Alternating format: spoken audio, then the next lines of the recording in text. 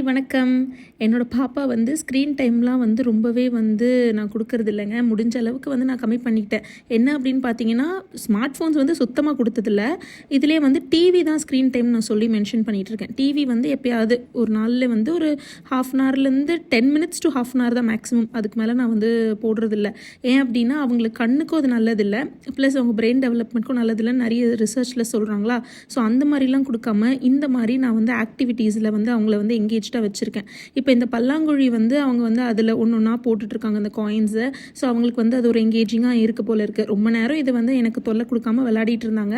And பக்கத்துலேயே வந்து ஆளுங்க இருக்கணுங்க இந்த மாதிரி கேம்ஸ் விளையாடுறப்ப. பிகாஸ் அந்த புளியாங்குட்டை வந்து அவங்க முழுங்கிடக்கூடாது இல்லையா. ஸோ அந்த மாதிரி ஆளுங்க யாருன்னா இப்போ பாட்டி தாத்தா அந்த மாதிரி இருக்கவங்க, அவங்க பக்கத்தில் இந்த மாதிரி கொடுத்துட்டு அவங்கள விளையாட விட்டுருங்க. அவங்க பாட்டு விளையாடிட்டு இருப்பாங்க. இந்த மாதிரி ஸ்க்ரீன் டைம் இல்லாமல் நீங்கள் வந்து உங்கள் குழந்தைங்களை வளர்க்க ட்ரை பண்ணுங்க. குறையா சொல்லலை, பட் இந்த மாதிரி ட்ரை பண்ணி பாருங்கன்னு சொல்கிறேன். தேங்க்யூ.